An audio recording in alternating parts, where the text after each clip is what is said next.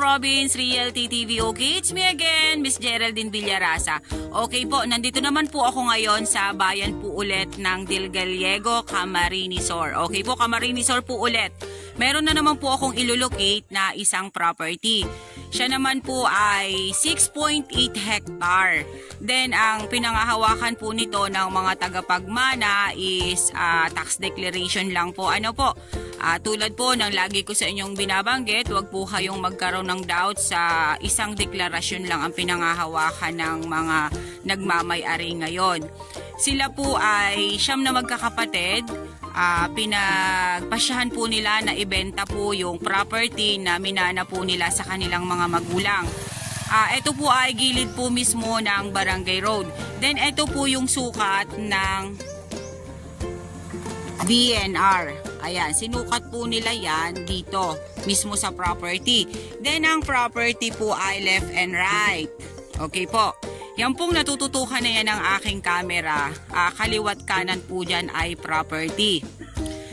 Ito pong kanan, nasa 500 meters po ang lapad niya dito sa cemented road na to, sa barangay road na to. Ito naman pong kaliwa ay nasa 300 meters po ang lapad naman niya dito sa cemented road. Okay po, tara po at papasukin po natin yung 6.8 hectare ng Del Gallego, Camarines Sur. Okay po, dito muna po tayo sa kanan na side. Ayan, makikita po natin dito sa bungad pa lang, mayroon na po ditong mga mahogany na nakatanim. Then, ang fruit bearings po dito ay Indian Mingo. Then, ang kalagayan naman po ng kanyang lupa dito is medyo po siya patalibis. Ayan po siya. Dito po muna ako nag-umpisa sa bungad. Ano po, bago po ako doon sa kalagitnaan ng property, pupuntahan ko po yung gitna ng Barangay Road.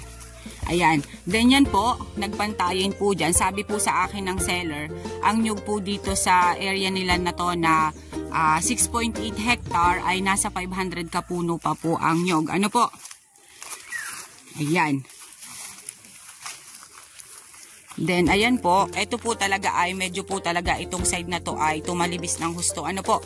Then ayan, dyan po sa side na yan, ayan may sapa po dyan. Pero yung sapa po ay, ngayon po ay walang tubig. Diretso po yan papunta doon. Ayan. Yan, makikita naman po natin, may mga bago pa rin pong tanim dito na nyog. Then ayan, may mga nyog pa rin po na nakukuhanan na po siya ng coconut. Po, dito naman po tayo sa kaliwang side. Ayan, dito pa rin po ito sa bungad. Ano po? Dito po sa side na to, medyo po siya tumalibis pa rin. Ayan, talibis pa rin po siya. Makikita naman po ninyo, napakarami po niyang mga kahoy-kahoy gubat. Then, ayan, mga Jimilina po ang nandito sa gilid. Ayan, mahogany. Then, may nara. Nga lang po yung nara ay medyo po maliliit pa sila. Pero, mga nakatanim po sila dito sa gilid mismo ng kalsada. Ano po? Ayan, medyo talibis pa rin po dito sa side na to. Ayan. Then, ito po. Hindi ko po sure kung ano pong kahoy ito. Ayan, then, ayan, mahogany. Napakarami po niyang kahoy dito sa gilid po ng cemented road. Ano po? Then, ayan po, tumalibis pa rin po dito sa side na to. Ayan po siya.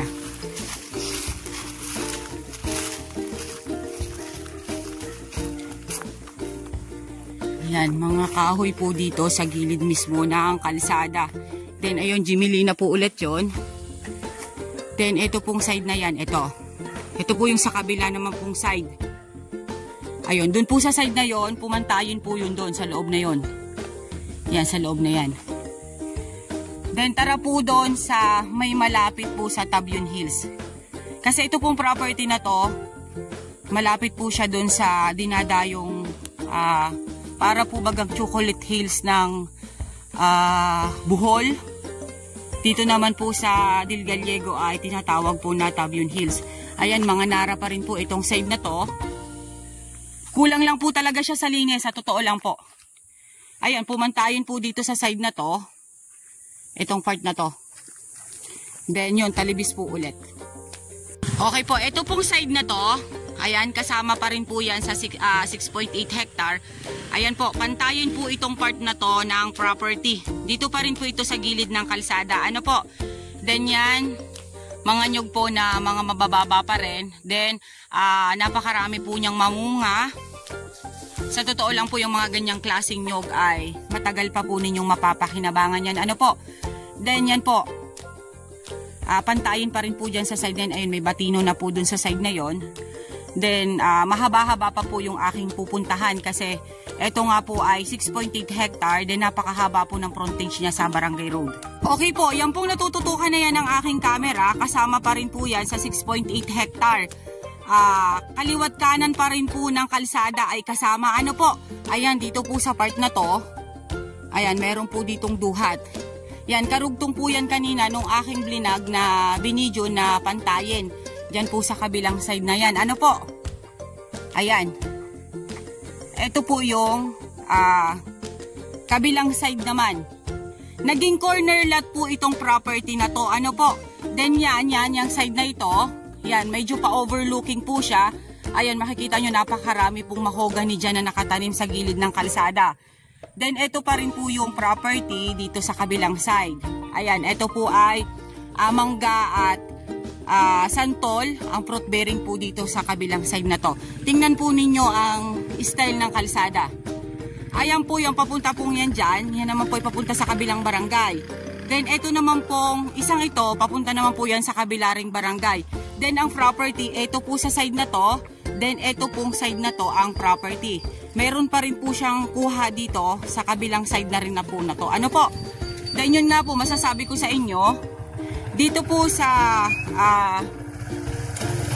kabilang side na to, medyo po talaga siya palabak.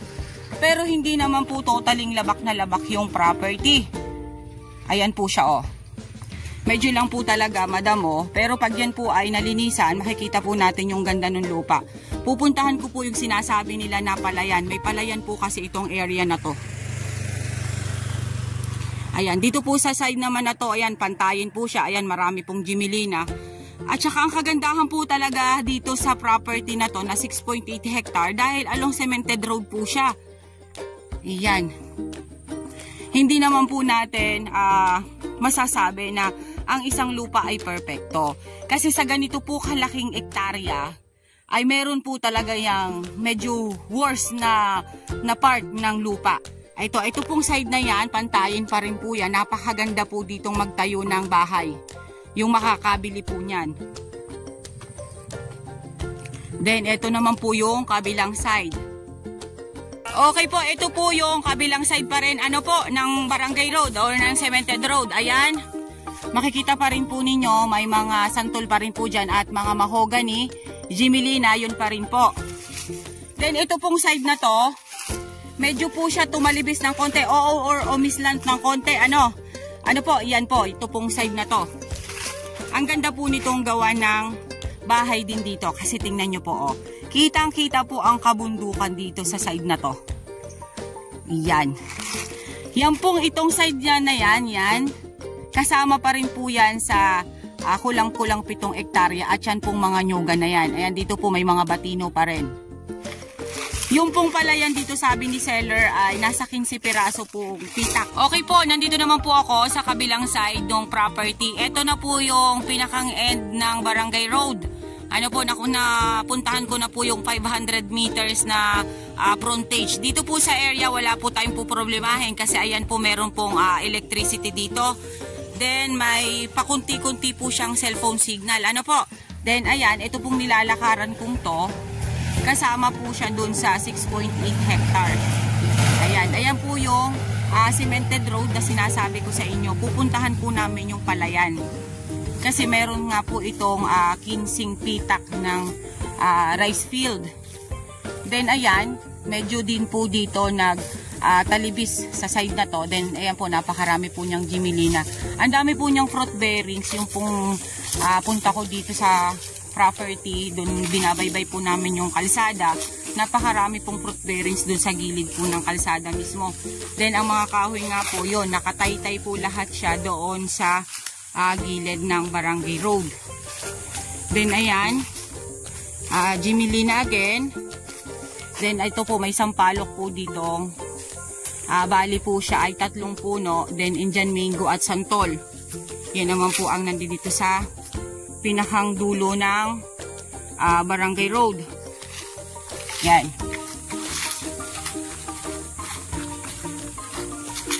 Then ito po yung sabi ni seller, dyan po sila dati nagbahay. Ayan, ito po ay medyo nag-slant lang po siya ng konti dito sa side na yan. Ayan po, pupuntahan po namin yung palayan. Yan, kasama pa rin po ito sa 6.8 hectares. Naku po, ang amorsiko nito sa aking mga sapatos at pantalon na naman.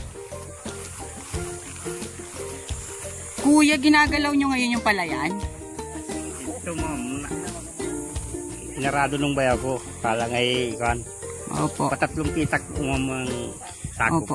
Dito po sa kabilang side na to, ayan, medyo po siya patalibis po yung daanan niya papunta po dun sa palayan. Ayun, ginagalaw po ngayon ng mga seller yung palayan kasi nga po medyo umuulan-ulan po sa amin ngayon dito sa Quezon.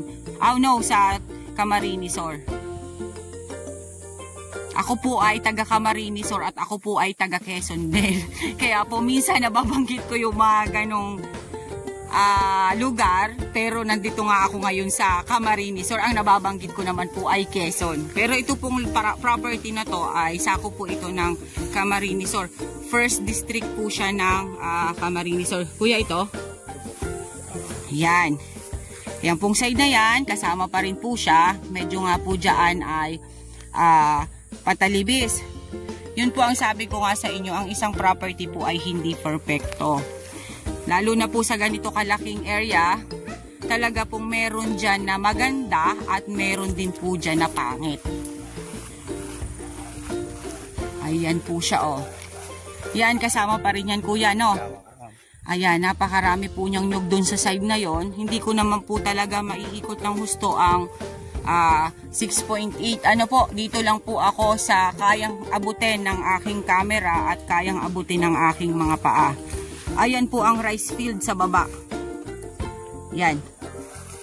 Then ayun po yung side na yon. Rice field pa rin po siya. Ang kanila pong palayan ay nasa gitna po ng property. Yan. Kasi ito pong side na to, kanila pa rin. Then ito po yung palayan. Then yung side na yon ay kanila pa rin. Okay po, medyo po bababain ko po yung property. Ayan, talibis po dito sa dadaanan kong to. Ayan po ang palayan po siya. Ayan po ang palayan niya. Ano po, bababain ko po siya kahit katirikan po ng araw ay kailangan ko po itong babain para makita ko at maipakita ko rin po sa inyo kung ano po talaga yung kalagayan ng lupa dito sa side na to. Ang kagandahan nga po nito kasi along cemented road eh. Kahit po siya sabihin pa po natin na deklarasyon, ayun nga po, binanggit ko na nga po sa inyo kanina, last time po ako ay nakapagbenta ng tax deck. Basta po naman ang deklarasyon ay may record po sa DNR at sa Sendro na talagang napatunayan natin na wala pong nag-apply ng titulo, ay matik po yun na magagawan po tayo ng title. Ayan, yung maisan na yan, oh. Ayan po, may maisan pa rin po sila dyan sa side na yan. Ayan po ang palayan. Then, ang sapa po dito pala, isahod ulan, sabi ni kuya. Bagka po ganitong medyo taginit, wala din pong tubig yung sapa niya. Then pag nagtatag-ulan, saka lang po nagkakaroon ng tubig. Ayan po ang rice field. Ano po? Yan. Ayan po siya. Yan pong buong naiikutan na yan ng aking camera. Kasama po yan sa kulang-kulang 7 hektarya. Okay po, andito naman po ako doon sa pinakang dulo po nung 300 meters na frontage dito sa Barangay Road, dito po sa Cemented Road. Ayan, makikita pa rin po ninyo yan. Kaliwat kanan pa rin po dyan ang property. Ito naman po yung end dito sa kabilang portion. Ayan. Yan, medyo po dito, pumantayin po dito sa side na to. Itong side na yan. Medyo lang po talaga siya masukal. Ano po, then ayan, may mga Jimilina at mahogany pa rin po dyan sa side na yan. Then, dito naman po sa kabilang ito nga po yung 300 meters na frontage. Ito na rin naman po yung end. Hanggang dun po sa may Madre de Cacao na yan, kasama pa rin po itong side na to. Kasi kasama ko po ngayon sila seller. Yung isa po sa tagapagmana na binigyan po ng pahintulot ng mga kapatid na ibenta nga po itong property na to. Ayan, napakarami po dito nakatanim na Nara tree. Ayan, Nara tree at mahogany. Then sige po at papasukin po natin yung dito sa side na to.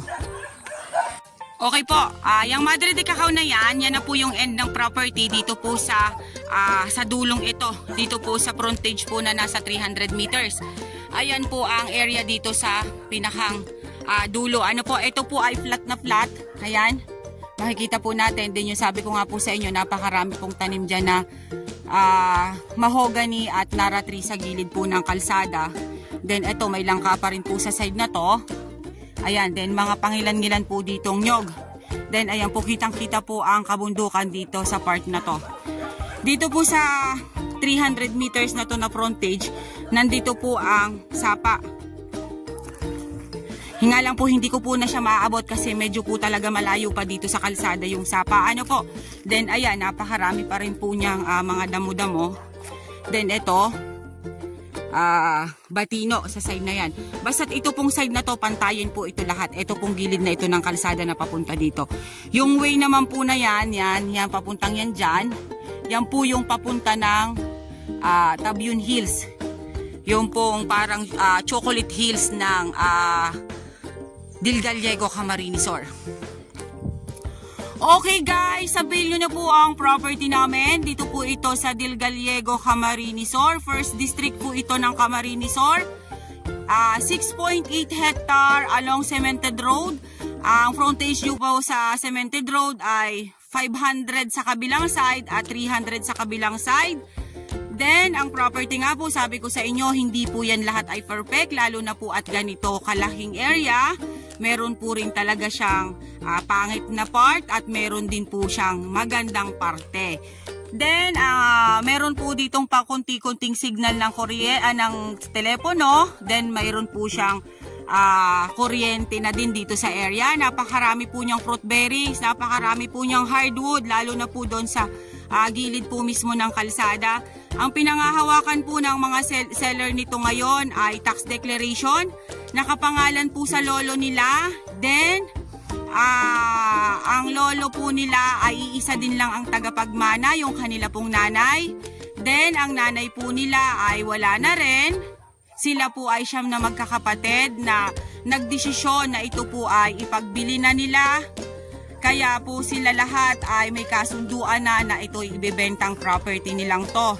Then meron na rin po silang mga ID at meron na rin po silang mga record nito na since po talaga ay wala pong titulong naganap. Wala pong nag-apply ng titulo kundi po yung kanila lang na lolo ang nagmamay-ari ng property ito. Okay guys, muli po nagpapasalamat ako sa inyo sa patuloy nyo pong pagsuporta ng aking YouTube channel. Avail nyo na po ang property na to. Avail nyo na po. Napakaganda po nito. 10 kilometers lang po ang layo niya doon sa National Highway. Din ito nga pong property ay gilid po talaga siya ng Cemented Road. Napakaganda po niya. Then meron po siyang 15 pitak ng palayan. Ang source po niya ng tubig ay sapa.